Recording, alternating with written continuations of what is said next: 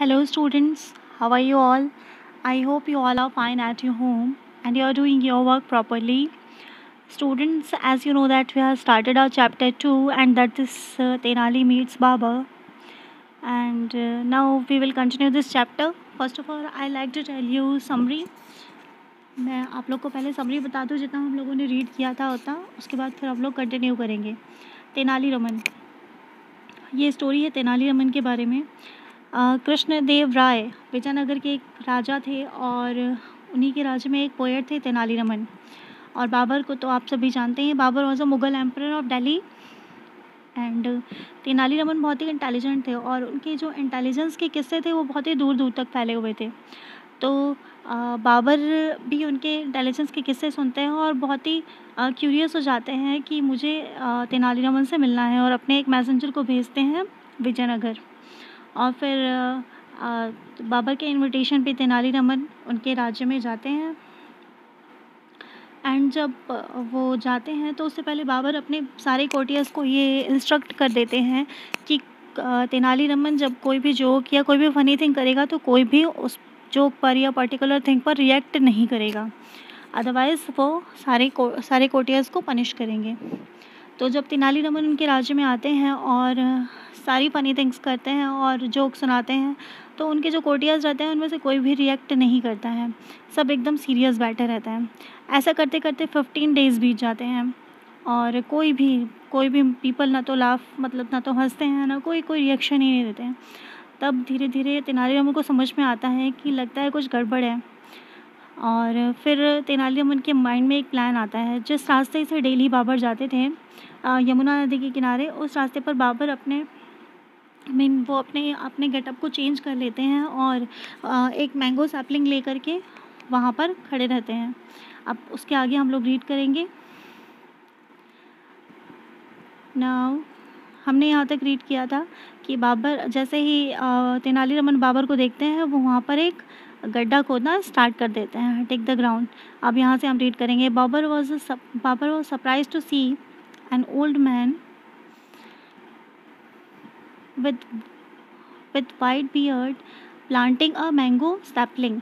बाबर बहुत ही सरप्राइज हो जाते हैं ये देख करके कि एक बूढ़े व्यक्ति जिसकी दाढ़ी सफ़ेद हो चुकी है वो मैंगो सैपलिंग यानी मैंगो का पौधा लगा रहा है।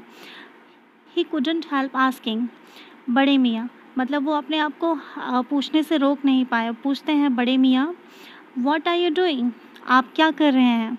तो वो जो तेनाली रामन रहते हैं वो आंसर करते हैं जहाँ पना I am planting a mango sapling. Tenali Raman कहते हैं कि जहाँ पर ना मैं एक मैंगो सैपलिंग मैंगो का पौधा लगा रहा हूँ। बट बड़े मियाँ Babur said you appear quite old. Babur कहते हैं कि बड़े मियाँ आप तो बहुत ही बूढ़े लग रहे हैं। Even if the sapling takes root grows and bears root what would you gain, मतलब जब तक ये पौधा जड़ में मतलब जड़ लगेगा और उसके बाद जब तक ये बड़ा होगा, जब तक इस पर फ्रूट आएंगे तब तक पता नहीं आप होंगे या नहीं। Surely you want be alive, मतलब आप जानते भी नहीं कि आप होंगे। I am not planting it for my own सेक। आप जो तेनाली रामन है वो कहते हैं कि मैं इसे अपने खुद के लिए नहीं लगा रहा हूँ जहाँ पना बट फॉर अदर्स, मैं ये दूसरों के लिए लगा रहा हूँ। I enjoy the fruits of the trees planted by my father, मैं वो फल खाता हूँ जो जिसके पेड़ मेरे पिता के द्वारा लगाए गए थे। And now this tree will be a fruit for those who live after me, और ये जो ट्री है वो उन लोगों को फल देगा जो मेरे बाद आएंगे। That will be my reward, और ये मेरा रिवॉर्ड होगा। I like your idea, Babur कहते हैं कि मुझे आपका आइडिया बहुत ही पसंद आया। बाबर रिस्पॉन्डेड एडमायरली, मतलब बहुत ही तारीफ़ करके रिस्पॉन्ड करते हैं। You are a kind man who cares for others, Babur कहते हैं कि आप बहुत ही दयालु व्यक्ति हैं, दूसरों के बारे में कौन सोचता है। Take these coins and plant more trees, Babur कहते हैं कि ये कॉइन्स लीजिए और भी ज़्यादा पौधे लगाइए। The emperor asked his ministers to give the old man a pouch containing gold coin. Babur अपने मिनिस्टर से कहते हैं कि आप इन्हें एक पाउच मतलब एक सोने के गोल्ड कॉइन्स की थैली इन्हें दीजिए। Accepting the gold, the old man bowed gratefully and said, gold coins को एक्सेप्ट करते हुए जो तेनालीरामन रहते हैं, ओल्ड मैन, वो झुकते हैं उनके सामने और कहते हैं, may God grant the emperor a long life, मतलब ईश्वर राजा को एक लंबी लाइफ प्रदान करे. You see normally people get fruit many years after planting a tree. आप देखते हैं कि जो लोग फल पाते हैं वो बहुत सालों बाद पाते हैं. पौधे लगाने के बहुत सालों बाद फल पाते हैं. But I got it immediately, लेकिन मैंने तो अपना फल पौधे लगाने के तुरंत ही पा लिया. It shows that consideration for other definitely reefs a rich harvest. इसका तात्पर्य यह है कि अगर हम दूसरों के बारे में सोचते हैं तो हमें उसका फल तुरंत मिल जाता है और बहुत ही अच्छा मिलता है. Pleased by the old man's remark, Babar gave him another bag of coins. जो ओल्ड मैन थे, मतलब जो तेनालीरामन थे, उनके रिमार्क से खुश होकर बाबर एक और सोने की थैली वो तेनालीरामन को दे देते हैं. Again the old man sad, you have really made this coin man happy.